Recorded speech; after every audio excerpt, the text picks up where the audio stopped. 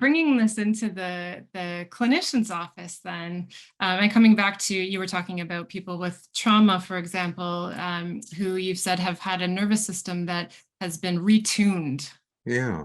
to look for threat or notice threat. Yeah. I want to emphasize the concept of retuned because it's retuned for a reason. It's retuned for survival. It's retuned to stay alive. It's not retuned for bad stuff. The nervous system often makes heroic decisions. It's been good to you, is really what I want to say. It's been good to those who are locked in a state of threat. But now the task is not to get angry at the locked-in nervous system, but to, in a sense, negotiate with that locked-in nervous system to give up some of its defenses. And I think, parts work gets at that. When you asked me about the woman who was very anxious, and I told her to who couldn't introduce me, so I told her just to extend the duration of her phrases, which was getting into telling her to exhale slowly. And what this is able to do is to enable people to feel a physiological state, which is not a state of threat. And so breath work is often very helpful in this. And we had a conference last week for our Polyvagal Institute, and I had to do a few videos with some of our international partners. And there was a woman from Poland who was so anxious to be interviewed or to talk with me that she couldn't access her English vocabulary. Her voice was very, very anxious. And she sat down, so I held her hand and looked at her and told her to calm down.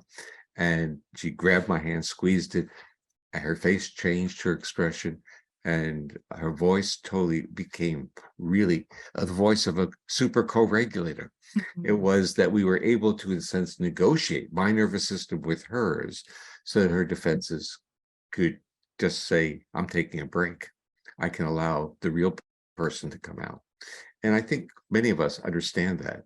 And what our jobs working with those who have been locked into these states is that it's not an easy task to negotiate with that other person's nervous system and literally say, you don't need to be defensive. Because if you track the history for many of them, they weren't defensive and they were violated. So it becomes an anticipatory cue. The nervous system is smart. It learned. So it was accessible, it got injured. And maybe for some, it was repeated injury. And so it's like, fool me once, fool me twice, but don't fool me all the time because my nervous system is smart. It's not going to allow this to happen to me. Mm-hmm. And so we have to understand with great respect for what our nervous system has done in putting us into those chronic states. And I'm guessing that if a client comes in with those defenses up and with those states, that they are not going to benefit from treatment unless we can renegotiate that nervous system. You mentioned something really important. They did come in. So it tells you that they have a motivation. And another thing that I frequently say is that many of the people that I have heard from, many of the people with complex trauma, who have really these stories that are very difficult even to listen to, they still have this optimistic visualization of what it is to be safe and to have a relationship in which they will feel safe enough to be in the arms of another. So even though their body can't be touched, they have that visualization and that desire. And it's powerful when you listen to it and you see the motivation. So that's why they're coming. They know where they want to go. They just don't know how to get there. So what can we do to I guess, two things. One is to reduce cues of threat, and two is to increase cues of safety for our clients? Yeah, well, the first thing from my perspective is, and it's not easy, is get out of evaluation. And again, all professions, with healthcare professions, especially medicine and education, by the way, they're all based on evaluation. Evaluation to a nervous system is threat. And when you try to evaluate a person's mental health, they say, hey, it's not good. You're, in a sense, saying they're not good. So we need to come up with a different type of language that is much more encouraging and much more supportive, because the journey isn't easy for many of these people. So we have to be more supportive. So we have to be accessible on our side, but we also have to be respectful that our accessibility can be triggers to them. And we can't react to them. So when you engage a client and the client turns away, you have to understand that your nervous system may not like that feeling, but you have to understand that the intentionality of hurting you isn't there. And this becomes a whole problem in the way that we as human beings respond to each other. We think that others' behaviors are intentional when they are negative, and sometimes they're not intentional, they're adaptive. That body is merely signaling to you too much, too soon, calm down.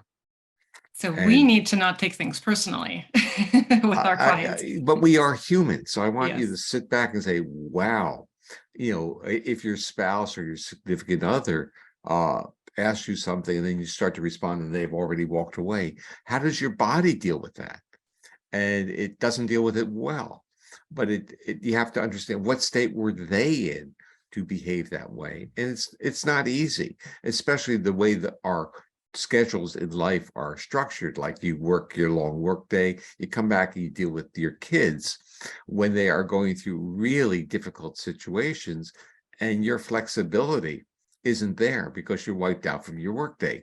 So there's a whole set of issues in our lives that we have to be respectful for what's happening to ourselves. So the way I kind of start with this is you need to be aware of your own body. And what does that mean? What is that awareness? That awareness is really our interoceptive. Are we feeling our gut? Are we feeling our heart? Not even on the emotional levels. We can actually feel the biology of it. Do we feel this? Are our muscles relaxing or not? Do we have back pain, meaning our muscles are really constricted? How do we feel? And not say, oh, I can suppress that. It's not important, because it is important, because you're trying to numb your own body is reflected in how you relate or interact with others. So we have to, in a sense, be aware of our own body, which means listen to it. And our skill set for that is not very good. And then we have to be aware of others. And we have to understand that our physiological state, the state we're in, biases our interpretation of other people's. So when we are, in a sense, worked up, mobilized, our ventral vagus has gone on a little vacation, we see others as being aggressive, negative, because our nervous system evolved to basically be biased towards threat when we are in a state of threat. It all works in a very calculated way, not intentional, but calculated.